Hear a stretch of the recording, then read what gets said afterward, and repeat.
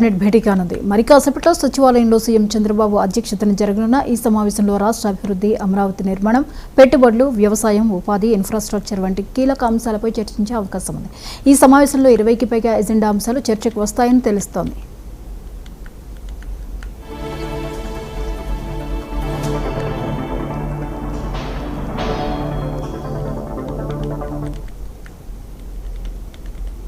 ఈ అంశంపై మరిన్ని వివరాలను ఏపీ బ్యూరో చీఫ్ రాఘవేంద్ర అందిస్తారు. రాఘవేంద్ర, ఏపీ కేబినెట్ సమావేశం జరగనుంది, వివరాలేంటి?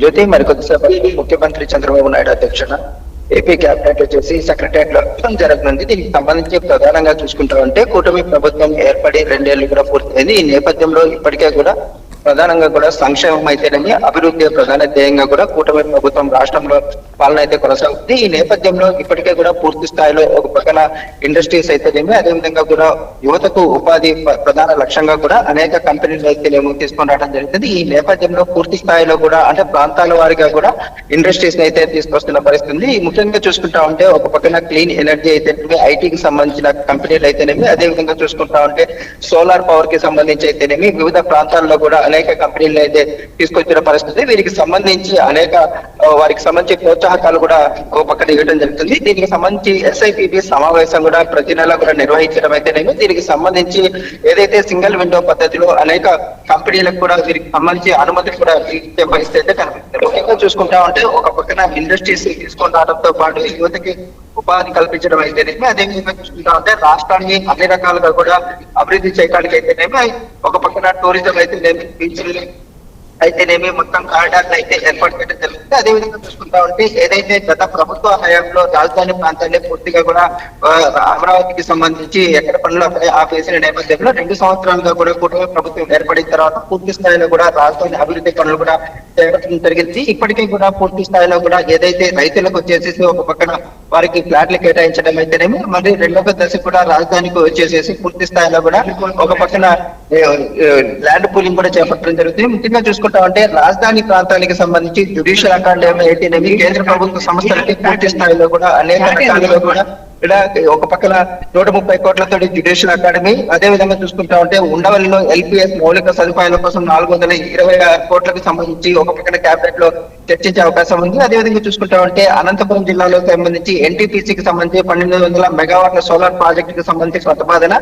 ముఖ్యంగా చూసుకుంటా ఉంటే ఏపీసీఆర్డీఏలో ల్యాండ్ పూలింగ్ పనుల కోసం 95 పోస్టులను కూడా సృష్టించే దానికి సంబంధించి ఒక పక్కన క్యాబినెట్ లో పరిశీలించి దీనిపైన కూడా డెసిషన్ తీసుకునే అవకాశం ఉంది.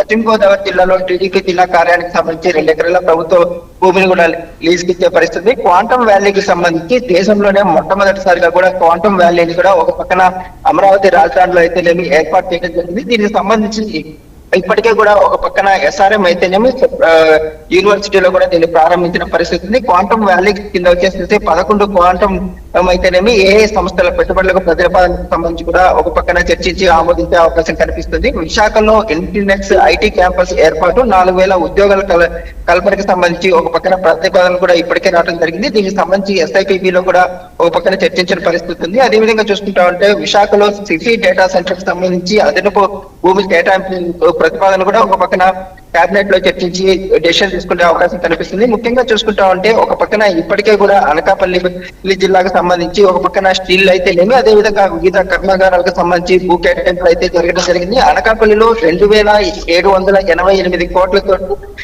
డేటా సెంటర్ సంబంధించి భూ కేటాయింపు కూడా జరిగే అవకాశం ఉంది. అదేవిధంగా చూసుకుంటా ఉంటే పోర్టులకు ప్రధానంగా చూసుకుంటా ఉంటే మచిలీపట్నం అయితేనేమి, రామాయపట్నం పోర్టులకు సంబంధించి ఒక పక్కన కేబినెట్ లో పరిశీలించి రామాయపట్నం పోర్టుకు వచ్చేసి ఆపరేషన్ ఎంపికకు ఆర్ఎఫ్పి కింద కూడా ఒక పక్కన ప్రతిపాదనల పైన చర్చించే అవకాశం కూడా కనిపిస్తుంది. ముఖ్యంగా చూసుకుంటా ఉంటే ఆల్ ఇండియా టూరిస్ట్ బస్సులకు సంబంధించి ఒక పక్కన త్రైమాసిక ట్యాక్స్ పన్నుకు సంబంధించి 4000 నుంచి 2500 రూపాయలు కూడా తగ్గించే ప్రతిపాదన కూడా పూర్తి స్థాయిలో ఉంది.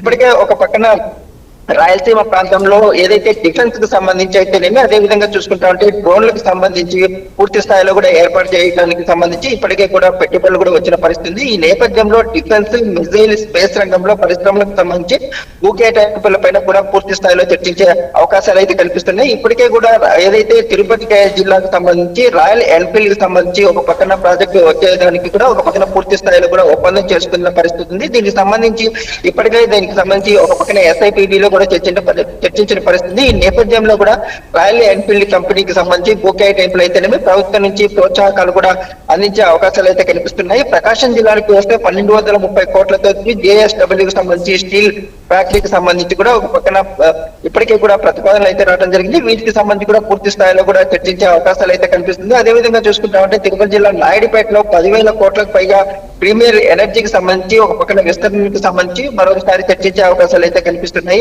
3,500 కోట్లతోటి అరుదైన ఖనిజ మ్యాగ్నెట్ కి సంబంధించి తయారీ ప్రాజెక్టుకి సంబంధించి కూడా చర్చించే అవకాశాలు అయితే కనిపిస్తున్నాయి. ప్రధానంగా చూసుకుంటా ఉంటే ఏపీకి సంబంధించి ఏదైతే పీపీపీ కింద అంటే పబ్లిక్ ప్రైవేట్ పార్ట్నర్షిప్ లో కూడా అనేక కంపెనీలకు సంబంధించి కూడా ఇప్పటికే గత సంవత్సరం 14-15 తేదీల్లో సిఐఏ సమ్మిట్ లో విశాఖలో జరిగిన నేపథ్యంలో పలు కంపెనీలు కూడా ఇన్వెస్టర్ కి సంబంధించి ముందుకొచ్చిన పరిస్థితి అయితే ఉంది. ఈ నేపథ్యంలో పూర్తి స్థాయిలో కూడా రాష్ట్రానికి సంబంధించి ప్రధానంగా ఇండస్ట్రీస్ అయితేనేమి వారికి ప్రోత్సాహకాలు అయితేనేమి యువతకు ఉద్యోగానికి సంబంధించి కూడా పూర్తి స్థాయిలో కూడా ఒక పక్కన రాష్ట్ర ప్రభుత్వం 2 సంవత్సరాలుగా కూడా కుటుంబ ప్రభుత్వం కృషి చేస్తుందనేసి కూడా చెప్పుకోవచ్చు.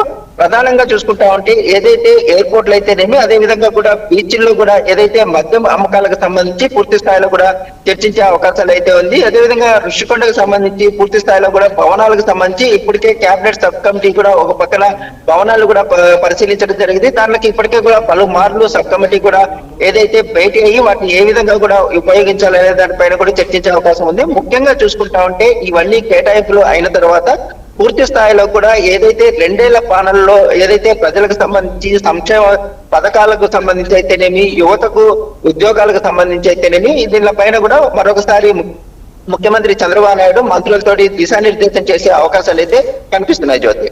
Right, thank you Raghavendra.